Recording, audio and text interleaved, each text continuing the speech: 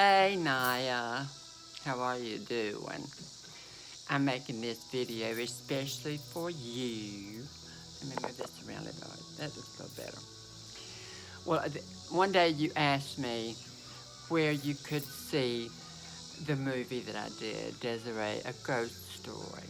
So I thought I would have to make this video to explain everything to you. Well, I have done video work since the early 90s. I bought my first video camera, which was a VHS camera. So I did a lot of weddings for people. I got paid for that. And I did family reunions. And of course I did all my family reunions. And I interviewed the older people in the family so that I could hear them tell their stories of the old days and that kind of stuff. So I got into video work then. And then I started doing YouTube in the early 2000s. And it just sort of developed to the point that I really wanted to do something bigger with it. And this was about 2011, and I thought, 2012 is fixing to come up, and the Mayans say that, the world's going to end. So I thought, I'll just do any damn thing I want to do. It don't matter if I can or not. I'm going to do it. So I bought my first professional video camera. I had been using small ones to do Granny Mae's and stuff, but I bought this really nice professional camera. That's the reason Granny Mae's videos became better looking over time, because I was using these really good cameras. And my friend Matt Alexander, he's on my friends list. We've been friends since way back. He and I went to New Orleans several times. He was actually with me whenever I filmed my part in this independent film called Tree. I did the part of Big Red, and I was killed in it. The name of the movie was Tree, the 420 Murders. It was a guy who murdered people, and I was one of the people that was murdered. And after we got through with that, man said, well, you ought to take that good camera of yours and make your own film. I know you can do it.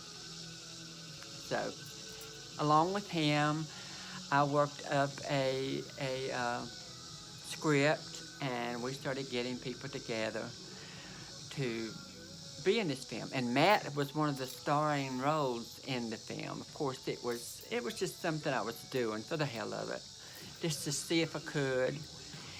And then things started going haywire, because several of the people that were going to be in the original thing that we had together, they backed out for different reasons, and I was always having to change things around in the script to go with the new people I was getting and stuff. So the cast changed about 4 times. I mean, complete changeover. And eventually the final cast had Alexa Diaz Edwards, who was a transsexual girl from Atlanta area. And she actually came to my house and lived for a year while we filmed this. And we really worked hard. We had location sets, places we went all over the state. We went to Windsor Ruins. It's a very famous place in Port Gibson that has these big columns, that huge, absolute huge columns. The house burnt down, but it left the columns, and it's a place that a lot of movies are made there, like Raintree County with Elizabeth Taylor and Montgomery Clift. There's a scene there of the Windsor Ruins. So we went there and filmed, and all kind of places that we went to get our background scenes for this film. And this other trans woman lives in Illinois, said she wanted to be part of this, that she wanted to do the editing. So, okay. And in the meantime, I filmed It's Live from Beaver's Dam, Granny Mae, and all the characters in Beaver's Dam. I did that. It was going to be an hour-long short film. And about this time when everything was getting edited, Mary in Illinois developed a relationship with Alexa that was at my house. And Alexa moved to Illinois. And they were so in love, they didn't even care to help finish this film. So I was stuck having to do the editing.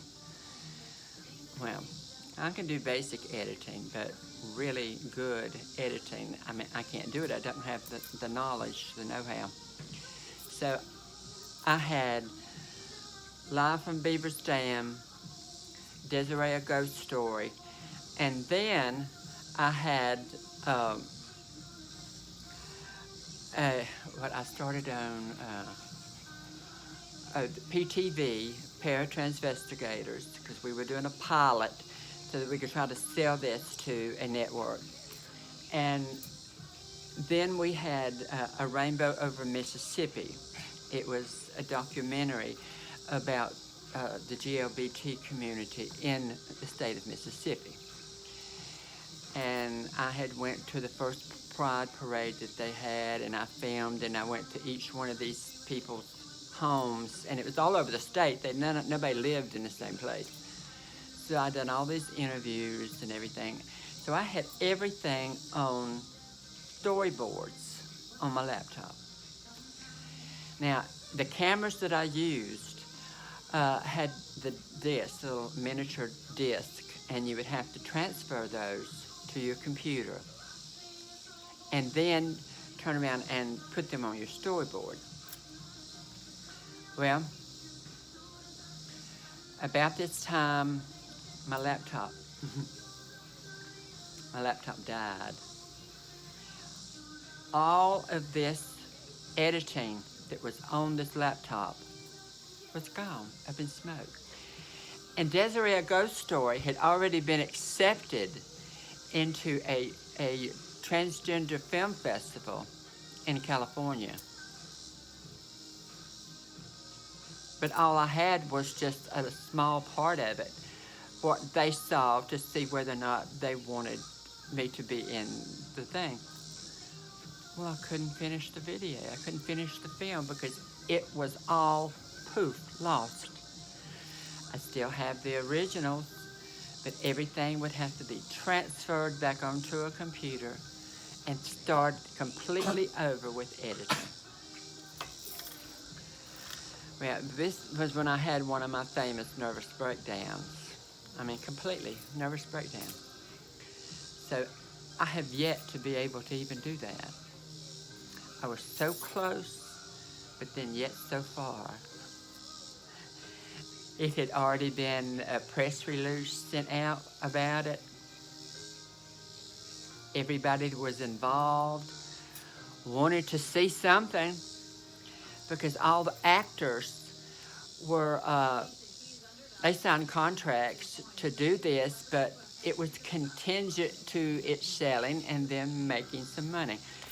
And we figured if we could get it in the film festival, at that time in the mid-2000s, you could still get stuff pretty easy in Netflix and Amazon because they were taking all kinds of stuff to get content.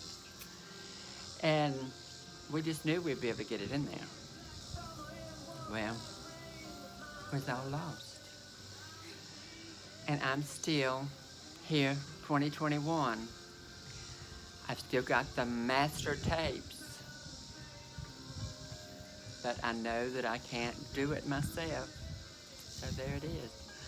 That's the reason you'll probably never see the finished film. And that's one of the things that makes me feel like a failure.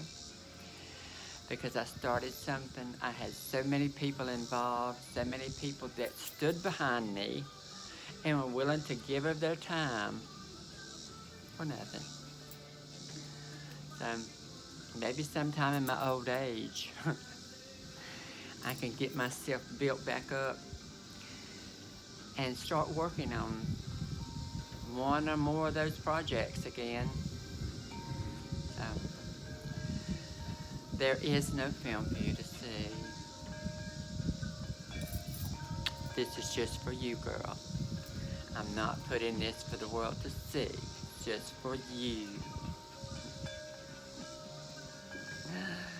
But I almost had something. But